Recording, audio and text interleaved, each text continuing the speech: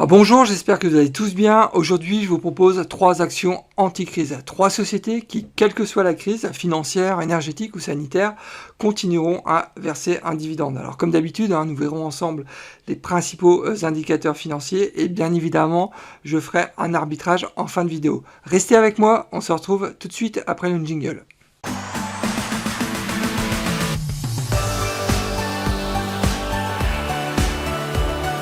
Alors je me présente, Nicolas de la chaîne Mister Dividende, la chaîne spécialisée dans les revenus passifs, que ce soit de l'action, de la crypto, du minage ou du masternode.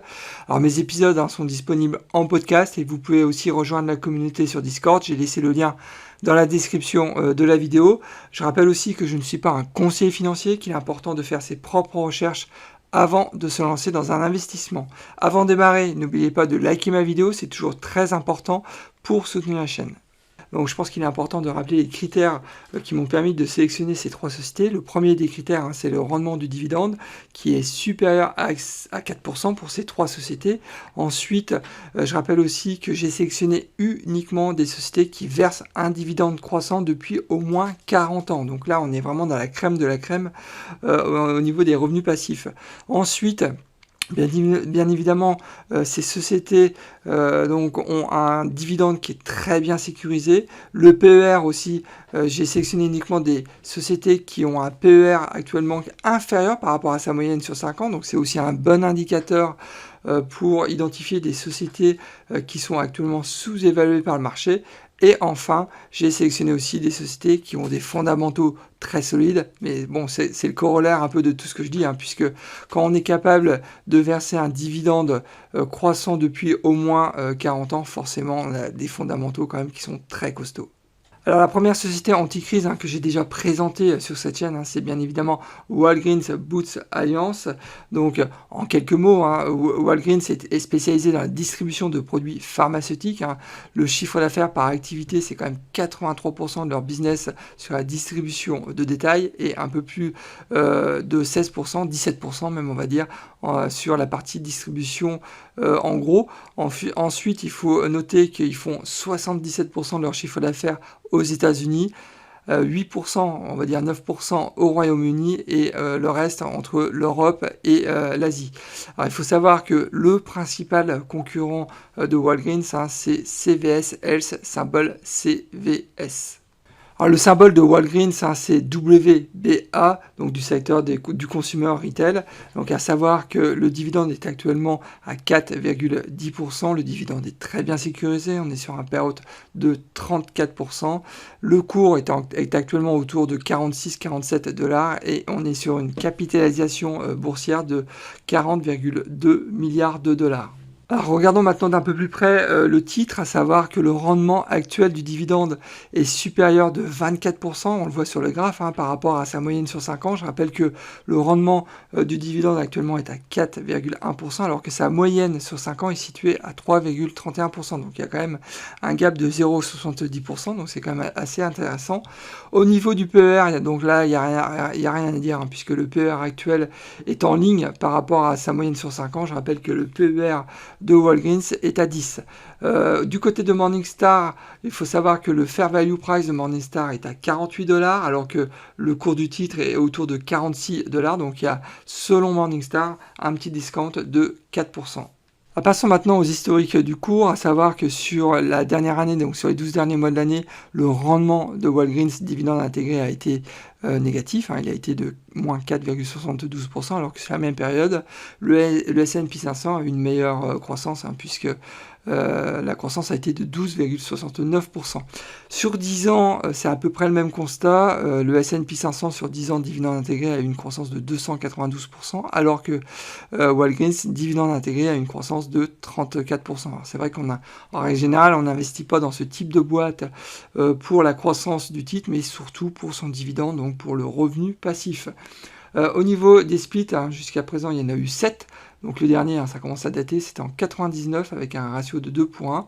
Et au niveau du nombre de titres en circulation, alors sur 10 ans, c'est pas terrible, puisque le nombre de titres en circulation a seulement baissé de 1%. Mais par contre, ce qu'on constate, c'est que depuis 2017, le nombre de titres en circulation a vraiment bien baissé, puisqu'il a baissé de presque 15%. Et c'est vrai qu'il y a un programme de rachat d'actions qui est en cours et qui devrait, je pense, permettre aussi de soutenir le cours du titre sur le moyen long terme. Passons maintenant aux dividendes, à savoir que ça fait 46 ans qu'ils versent un dividende sans aucune réduction, ça fait 46 ans qu'ils versent un dividende croissant. Regardez, c'est une superbe courbe. Sur les 20 dernières années, le dividende a augmenté de 14% en moyenne. Sur les 5 dernières années, le dividende a augmenté de 5% en moyenne. Et en juillet 2021, Walgreens a augmenté son dividende de 2,1%. Pourquoi une hausse aussi faible? C'est normal, puisqu'on était déjà sur un dividende quand même de plus de 4%, donc il n'y avait aucun intérêt pour eux d'augmenter davantage le dividende.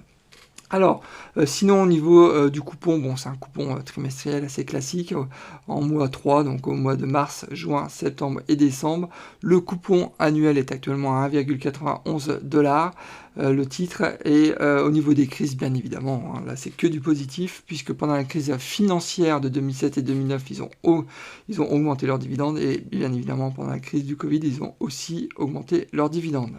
Alors la seconde société que je souhaitais vous présenter, c'est Leggett & Platt, qui est vraiment une société anti-crise, et vous allez comprendre pourquoi. Alors avant de démarrer, je pense qu'il est aussi intéressant de présenter cette société que j'ai déjà présentée dans une vidéo. Alors, Leggett & Platt est spécialisé dans la conception, la fabrication et la commercialisation d'équipements et de produits techniques utilisés dans les logements, dans les bureaux, dans les magasins et dans le secteur automobile. Alors, le chiffre d'affaires par famille de produits est plutôt bien réparti, puisqu'ils font 50% de leur chiffre d'affaires sur toute la partie mobilier d'habitation, 22% sur la partie produits dits spécialisés dans le secteur industriel et 22% sur toute la partie pièces de rechange et accessoires, donc pour tout ce qui est accessoires commerciaux et mobilier de bureau. Au niveau de la répartition du chiffre d'affaires, on est quand même sur exclusivement presque un marché américain, puisqu'ils font 66% de leur chiffre d'affaires aux États-Unis, 10% en Europe, 10% en Chine et le reste entre le Canada et le Mexique. Alors, il faut savoir que j'ai noté deux concurrents, Steelcase, symbole SCS, et Avnet, symbole AVNT. Alors le symbole de Leggett & Platt, c'est LEG, du secteur de la consommation discrétionnaire. Le dividende est actuellement à 4,37%, donc dividende relativement élevé. Bien évidemment, le dividende est plutôt bien sécurisé pour Leggett & Platt, et vous allez comprendre pourquoi par la suite. Le payout est à 59%, le cours est à 38 $ actuellement, et on est sur une petite capitalisation boursière, puisqu'on est sur une capitalisation de 5,13 milliards de dollars. Jetons maintenant un coup d'œil sur l'analyse du titre, à savoir que le rendement actuel du dividende est supérieur de 24% par rapport à sa moyenne sur 5 ans. Je rappelle que son dividende est actuellement à 4,37%, alors que sa moyenne sur 5 ans est située à 3,53%, donc il y a quand même un écart de 0,8 points, donc c'est plutôt intéressant. Au niveau du PER, donc c'est à peu près le même constat, puisque le PER est inférieur actuellement de 20% par rapport à sa moyenne sur 5 ans. Je rappelle que le PER de Leggett & Platt est à 13,6, alors que sa moyenne sur 5 ans est située à 17. Donc là, il y a un écart aussi qui est très intéressant, qui pourrait m'inciter aussi à acheter du Leggett & Platt, ça c'est clair. Au niveau de Morningstar, c'est à peu près le même constat, puisque le fair value price de Morningstar est à 48 $. Le cours, je vous rappelle, est à 38 $, donc ça nous fait quand même un discount de 19%. Donc très clairement, la Leggett & Platt est plutôt sous-évaluée par le marché, et tant mieux, puisque là, on peut clairement se positionner. Jetons maintenant un coup d'œil sur les historiques du cours, à savoir que sur les 12 derniers mois de l'année, le rendement de Leggett & Platt a été négatif, un peu le même pattern que Walgreens, puisque le rendement de Leggett & Platt a été de moins 8%, alors que le S&P 500 sur la même période, je vous rappelle, a eu un rendement dividende intégré de 12,69%. Sur 10 ans, c'est un peu meilleur. Leggett & Platt a un rendement de 75%, alors que le S&P 500 sur la même période a eu un rendement de 292%. Au niveau des splits, il faut savoir qu'il y en a eu 7, comme Walgreens. Le dernier, c'était en 98, avec un ratio de 2 pour 1. Au niveau du nombre de titres en circulation, il y a un programme de rachat d'actions qui est mené, mais très très léger, puisque sur 10 ans, le nombre de titres en circulation a été réduit de 10%. Passons maintenant à la politique de distribution de dividendes de Leggett & Platt. Ça fait maintenant 50 ans qu'ils versent un dividende sans aucune réduction. Ça fait 50 ans qu'ils versent un dividende croissant, donc ce chiffre est vraiment très important puisque cette année, il rentre dans le club très fermé des Kings. Donc c'est quand même assez rare, donc il faut quand même le noter. Alors sur 20 ans, il faut savoir qu'ils ont augmenté leur dividende de 6% en moyenne, donc on est vraiment pile poil au-dessus de l'inflation, donc ça c'est plutôt un bon point. Sur 5 ans, la croissance moyenne a été de 4%, et en mai 2021, ils ont augmenté leur dividende de 5%. Au niveau du coupon, bon, c'est un coupon trimestriel, donc en mois 1, donc janvier, avril, juillet et octobre. Le coupon est actuellement à 1,68$ le titre. Et bien évidemment, au niveau des crises, c'est de toute façon le fin mot de l'histoire, c'est que cette société verse un dividende quoi qu'il arrive, quelle que soit la crise, que ça soit financière, énergétique ou sanitaire. Donc là, pendant la crise financière de 2007 et 2009, ils ont augmenté leur dividende, et pendant la crise sanitaire, donc le Covid-19, ils ont aussi augmenté leur dividende. Donc là, on est vraiment sur des boîtes qui sont extrêmement bien sécurisé au niveau du revenu passif, au niveau du dividende. Donc c'est vraiment des boîtes qui sont très défensives, mais en investissant sur ce type de société, en règle générale, on ne se trompe pas, puisqu'ils sont vraiment très orientés sur la distribution du dividende, et on le note dans les rapports annuels et dans les calls trimestriels, on voit très clairement que c'est la priorité numéro 1 de ce type de société, c'est de verser, quoi qu'il arrive, un dividende croissant chaque année. Sur la chaîne Mister Dividende, je partage avec vous ma méthode pour gagner jusqu'à 1500$ de revenus passifs par mois grâce à mes portefeuilles d'actions et de crypto.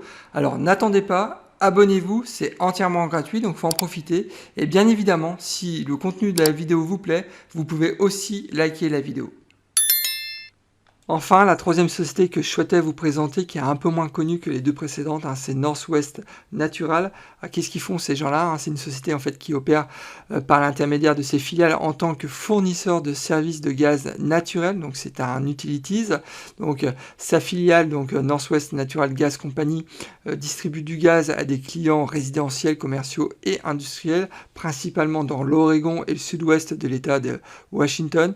Alors c'est rare, mais j'ai pas noté de concurrents pour cette société, donc il y en a certainement des petits, mais en tous les cas, je n'en ai pas vu dans mes ressources. Donc si vous avez trouvé un concurrent pour cette société, n'hésitez pas aussi à faire un commentaire, donc je serais toujours intéressé d'avoir cette info. Alors au niveau de Northwest Natural, il faut savoir que le symbole c'est NWN, du secteur des utilities. Le dividende est actuellement à 4,17%. Le dividende est plutôt bien sécurisé. Le payout est à 70%. On est sur un cours entre 46 et 47$, et on est sur une petite capitalisation boursière, puisqu'on est sur une capitalisation de 1,42 milliard de dollars. Passons maintenant à l'analyse du titre, à savoir que le rendement actuel du dividende est supérieur de 22% par rapport à sa moyenne sur 5 ans. Je rappelle que le dividende est actuellement à 4,17%, alors que sa moyenne sur 5 ans, on peut le voir sur le graphe, est située à 3,41%. Donc il y a quand même un écart qui est assez intéressant à ce niveau-là. Au niveau du PER, c'est à peu près le même constat, puisque le PER est actuellement inférieur de 28% par rapport à sa moyenne sur 5 ans. Je rappelle que le PER de Northwest Natural est à 19,8, alors que sa moyenne sur 5 ans est située à 26,3. Du côté de Morningstar, c'est à peu près le même constat, puisque Morningstar estime que le fair value price de Northwest Natural est à 49$. Je rappelle que le cours du titre est à 46$. Donc il y a, selon Morningstar, aussi un discount de 6%. Donc là, très clairement, il y a aussi un point d'entrée qui est vraiment très intéressant pour ceux qui s'intéressent à un revenu passif sur le long terme. Jetons maintenant un coup d'œil aux historiques du cours, à savoir que sur les 12 derniers mois de l'année, Northwest Natural a eu un rendement négatif, tout comme les deux autres sociétés que j'ai présentées, puisque là, le rendement est à moins 3,98% de dividendes intégrés, alors que, je rappelle, le S&P 500 sur la même période a eu une croissance de 12,69%. Sur 10 ans, c'est pas terrible, puisque le rendement de Northwest Natural est de moins 4%, alors que le rendement de S&P 500 sur 10 ans a été de 292%. Mais bon, je rappelle une nouvelle fois que quand on investit sur ce type de boîte, c'est pas forcément pour une croissance du titre, mais surtout pour son revenu passif sécurisé. Donc au niveau du split du titre, il faut savoir qu'il n'y en a eu qu'un seul, hein, c'était en 96 avec un ratio de 3 pour 2. Et au niveau du nombre de titres en circulation, il n'y a pas de programme de rachat d'actions sur ce titre, et c'est bien dommage. Donc ça explique aussi peut-être une croissance flat sur 10 ans. Donc puisque là, le nombre de titres en circulation a quand même augmenté même de 14% sur 10 ans. Pour moi, c'est clairement quand même un petit point de vigilance, mais bon, une nouvelle fois, je rappelle que si vous investissez dans ce type de société, en règle générale, c'est pour le dividende, donc, et non pas pour la croissance du titre. Alors, jetons maintenant un coup d'œil sur la politique de distribution du dividende, et là, regardez, les chiffres sont hallucinants, hein, puisque ça fait 66 ans qu'ils versent un dividende sans aucune réduction, ça fait 66 ans qui verse un dividende croissant. Donc là, on est dans les kings des kings, hein. C'est la crème de la crème, ça c'est clair.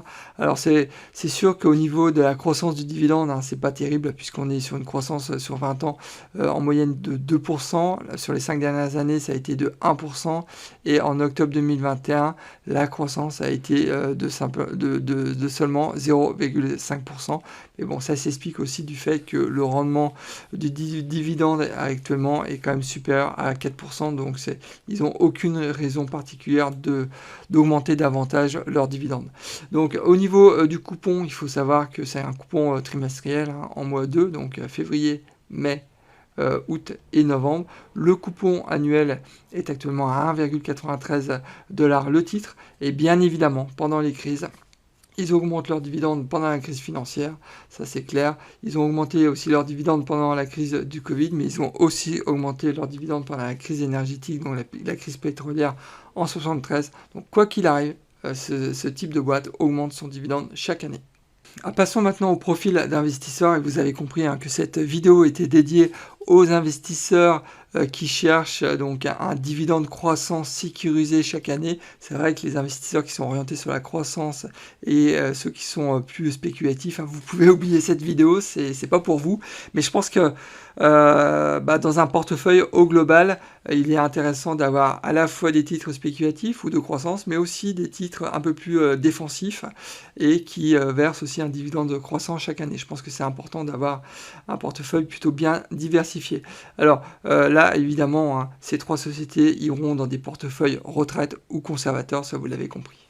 Pour finir, hein, passons à mon arbitrage. Hein. Si demain j'avais une enveloppe, donc un budget de 1000$ à investir dans ces trois sociétés, on constate, hein, sur le slide que je vous présente, hein, que mon allocation serait plutôt bien répartie, hein, puisque j'allouerais 30% de ces 1000$, donc 300$ sur Walgreens. J'investirais 40% donc, de ces 1000$, donc 400$ sur Leggett & Platt, et 30% sur Northwest Naturel. Je mettrais donc 40% sur Leggett & Platt, donc légèrement supérieur par rapport aux autres. Pourquoi? Tout simplement parce que le dividende est légèrement supérieur, mais une nouvelle fois, c'est totalement arbitraire. Donc cet investissement de 1000$ investi sur ces trois sociétés générerait quand même un revenu annuel de 42,29$, donc c'est quand même pas négligeable. Et une nouvelle fois, je pense qu'il est vraiment indispensable, en tout cas à mon sens, hein, d'investir dans ce type de société pour générer du revenu passif. Donc c'est la raison pour laquelle moi je m'oblige aussi à investir sur ce type de société. Alors, c'est vrai que c'est des sociétés qui sont pas vraiment sexy, super ennuyeuses, hein, au niveau du business model, mais bon, tous les ans, ça génère du revenu passif. C'est aussi ça qu'il faut penser quand on investit dans ce type de société. Eh bien écoutez, nous arrivons déjà à la fin de cet épisode. Alors j'espère que le contenu de cette vidéo vous a plu et que ça vous a donné quelques pistes de réflexion. C'est aussi l'objectif de ce type de vidéo. Alors dans ce cas-là, hein, si la vidéo vous a plu, hein, n'oubliez pas de liker ma vidéo, hein, c'est toujours très important pour soutenir la chaîne et aussi m'encourager à continuer ce type de contenu. Alors si vous n'êtes pas encore inscrit à ma chaîne, il ne faut pas hésiter, inscrivez-vous, c'est entièrement gratuit. Et bien écoutez, maintenant je vous souhaite plein de bonnes choses et je vous dis au prochain épisode et surtout bon trade, au revoir.